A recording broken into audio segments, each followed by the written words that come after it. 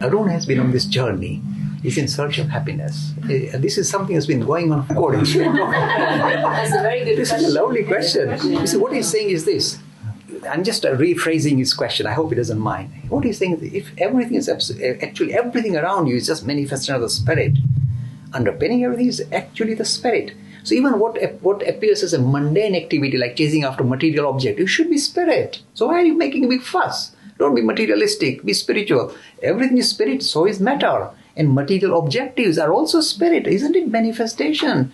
So give it full dignity. And what's my answer? Yeah, give it full dignity. You know why I can say like this? Really speaking, if you feel that you are deriving or kind of getting, if you like, a sip of happiness through any material, possession or through any material objective that you kind of chase after, as long as you feel there is something you can get, kind of honey, a taste of honey out of that particular pursuit, follow it.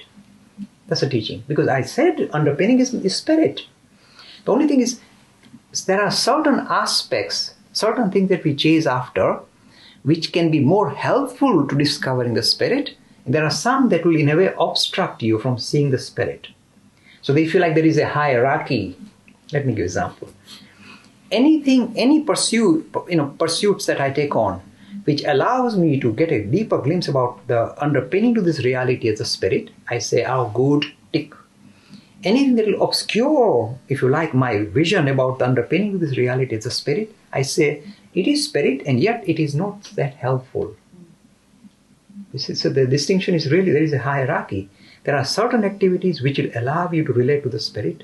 There are certain activities which will in a way take you away from the idea that you are the spirit or the underpinning to this reality spirit. So suppose you say, no, but I am on a scenic route. I like to zigzag. After all, it's all the spirit. The answer is yes. Yes, it allows you to zigzag. So if, for example, I tell you, if anybody says, I truly want to chase after that objective, worldly objective, and who are you to stop me? That's underpinning spirit. And I derive my pleasure. I say, go for it. It is only when you chase after it and when you discover that the external did not satisfy you, that you're looking for the inner idea. Why does it disappear?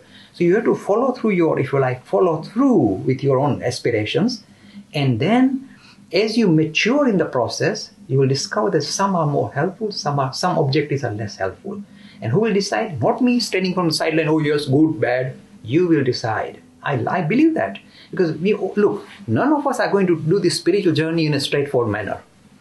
We're all going to zigzag all over the place. I mean, I'm the first culprit. Then I used to, couldn't believe I was smoking Havana cigars and private swimming pools, and can you believe that? So I went zigzag in a big way.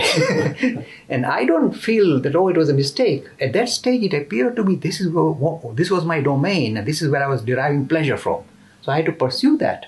It's only when I grew up and I said, tiresome stuff. What do I do? Bite the swimming pool? What do I do every night with it? It's a nuisance. If I had to force her to swim with me, and she said, Dad, it's cold, leave me alone. It became a burden instead of being a pleasure. So when that transition took place, what appeared very pleasurable becomes less pleasurable. Then the maturity arises with you to search for a different resolution to a human condition. So you go through the process. And don't bottle it up as well. Go for it full-hearted. You want a Ferrari? Take me on for a ride as well. That one. I will encourage, look, you need to go through the process. Don't bottle it up. In fact, the best proof of spiritual progress is very simple. Any activity you set into motion that makes you feel charged up, comes alive, you become alive, follow it. You say, listen, Mr. Lakhani always asks us to chase after weird things now because that makes me feel alive, clubbing and whatever. I said, well, if that satisfies you, that's your destination. But you will grow out. Don't underestimate yourself. You will grow out of it. You will see through it. And then it will become like husk. You can't get any taste out of it. And when that happens naturally, then only you can give up. Otherwise you will chase after it. So be it. It's an interesting learning curve. And we have to follow through and not be frightened by it. You're not going to let me off, I know. You want to say, where is that pleasure? Where is that happiness? He has been on this roller coaster with me for such a long time that I'm getting dizzy now. But the thing is, you see, look, this pursuit of happiness, I've never developed this theme before. So I'm talking about it for the first time, perhaps. Never underestimate. I said every human activity in a way are in a way expressing the spirit underpinning. So this pursuit of happiness It's not a minor thing. This is how all philosophy started. This is how all these religious movements started.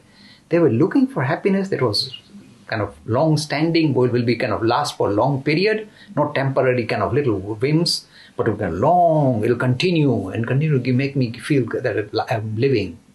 So it is nothing negative. The only thing is this, the process of searching for happiness, sometimes we kind of get lost in the material sense, saying this is definitely in the material world. It's when you discover that this was the external and never gave you the final satisfaction you were searching for, and who is going to find that out? Not me. The individual will find out. Only then he can mature and grow out of it. But he has to go through that process. And if you say, no, we don't need, because we heard Mr. Lakhani say there's no need for that process because we are all spirit, it won't work. You have to go through look, it is a thorny path. Because every time you're chased after material objectives, look, if you analyze your own lives, all of you, I would guarantee, when you're chasing after worldly objectives, initially it was sweet and you sounded nice and you say, oh, so nice. In no time, you feel your hands covered in thorns. And then you walk away and it's still stuck. And then you say, why did I bother? So we have to go through the process of putting our hand in this thorny bush and think, oh, there is a real, nice treasure in there. And then discover that it's very thorny, it's hurtful and it harms. And then the maturity hits because it hurts you. So it doesn't give me pleasure, it gives me tremendous pain. And that's where your roller coaster comes. Because every time you get a big high, it follows with a big dip. This, high and lows are part and parcel of this relative world that we live in. There's no absolute. So it's all relative. What I felt very pleasurable 2 days ago, I don't feel pleasurable today. So we all go through this roller coaster where what appeared like definitely is my resolution, this is my destination. Suddenly, no, this is nothing. And you look for a new destination and you still don't learn the lesson. So until the maturity arises in you when you say, enough, and then serious study begins, serious spiritual progress begins. Free e-learning course in Hinduism. To register, please visit www.hindu-academy.com. Talks on Hinduism. Sponsored by People Care. Encouraging caring for the elderly in their own homes. For more information, please visit peoplecare.com.